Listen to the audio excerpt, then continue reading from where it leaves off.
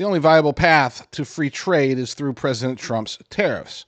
Now, for the vast majority of my life, I've been essentially a free trade absolutist, along the lines of like Milton Friedman, for example. I've always believed that, hey, you know what? Even if they're charging us tariffs, it's okay if we don't because we'll make it back through the dollar. They're going to be buying dollars. They're going to be spending dollars. It's going to filter back into our economy. Don't worry about it. You know, you're sweating too much with your protectionist attitudes. Well, things have changed thanks to the way that the modern world works. We no longer necessarily get the dollars spent back with us that they pay or that they receive as a result of trading with us. It's just a different world. And we've seen great examples of this in recent years, recent decades. Here's a report that I would say that this properly encapsulates the modern day problem with a lopsided tariffed world. Watch. From 2001 through 2007, the Dayton metro area lost almost 23,000 jobs. Delphi is really scaling back their production here in the United States. A lot of that work is going to Mexico and China. To put it another way, nearly 1 in 3 local jobs in manufacturing vanished during that time. And things only got worse from there. Today we're announcing our plan to, over time, cease production at 4 GM truck assembly plants. These gas prices, they're not going down. In 2008, GM closed its massive Dayton operation, citing rising gas prices and plunging sales. It sounds like tough times in Dayton, Ohio. GM will close the plant for good later this year, 2 days before Christmas.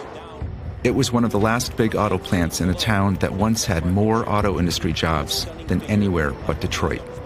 We produced quite a few GM brands. GMC Envoy, the Isuzu Ascender, Saab, Buick, Oldsmobile. Mexico basically is a shift in strategy. Rodney Brickey was one of more than 2,000 GM workers laid off that day. He'd put in 14 years, starting back when his father worked there. The insurance was pretty much unbeatable, and the wages were pretty high. I'd say it probably averaged out around $35 an hour. When the plant closed here, economically it was devastating for this area, because when you're making that kind of money and something like this closes, it's next to impossible to find something that's compatible. This has been an ongoing problem for 2 decades now, and we ignore it. We keep thinking, oh, just, next time, next year, next election, next whatever, we'll get it figured out. Well, now's the time to get it figured out. It's got to be done now. We won't have another opportunity like this for a long time, if ever. Is it going to be tough? You betcha. I mean, I don't know how long it's going to take. A day, a week, a month, a year, maybe longer. But we are going to, during that time, we're going to face some financial hardships, and it sucks. It really does, considering that we're coming off of 4 years of Bidenomics, and now we got to face this. But if we don't do it now, it's not going to get done. I assure you that the closer we get to the election, the harder the Republicans are going to fight back, because the recovery time from these actions, from these tariffs, from the stock markets dropping, from everything that's happening right now, even if President Trump is able to get a whole bunch of deals signed tomorrow, we're not going to see the beneficial effects of it for at least another year and a half. It will get into election time if we don't act soon. And that's something the Republican Party, they will fight against. They will say, no, we can't have an economy that's struggling at all. We got to get in there and get it fixed immediately. So we're going to push this off. That's what they did last time, if you recall. Last time during President Trump's first term, Mitch McConnell and Paul Ryan were able to convince President Trump that, hey, we'll take care of Obamacare and the border wall after the midterm elections. We've got to win these first, and then we'll get your agenda done. And, of course, that didn't happen. Don't even get me started.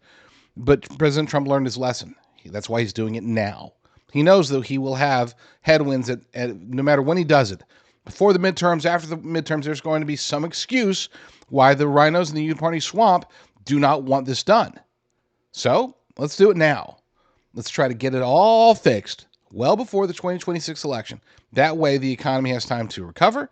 That way the The memory of all of this, any hardships that we're going to go through in the short term, those memories will have faded, replaced by the positives that will come from us properly reestablishing free trade.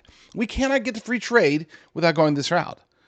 Okay? Any of the old benefits of one-sided free trade, they're gone. Do I believe in protectionism? Absolutely not. Not in the long term. But in the short term, it makes absolute sense as long as it gets us to the point to where we can actually be operating with the rest of the world on a level playing field. They want a multipolar world. They don't want us to be the only superpower, the big dogs. Well, if that's the case, and it seems like they're pushing that direction, then they're going to have to cough up some money, cough up some free trade with us, not make it one-sided, not demand that we be the piggy bank of the world. Sorry. Stop demanding that we give out but never take back in. It's time for us to make it fair. We won't have this opportunity again. So let's do it now. Like President Trump says, take your medicine. Well, let's take our medicine. Let's get it over with. And then let's move on. I want to get to free trade, but we can't have free trade if everybody else is treating us so unfairly. The best way to stay on top of things that are happening in the world of finance is to listen to the experts. And no, I'm not talking about people like Jim Cramer. I'm talking about people like Jim Rickards, former CIA analyst. Jim Rickards, go to jdrucker.com/crisis, jdrucker.com/crisis, and get his newsletter because it's pretty dang awesome.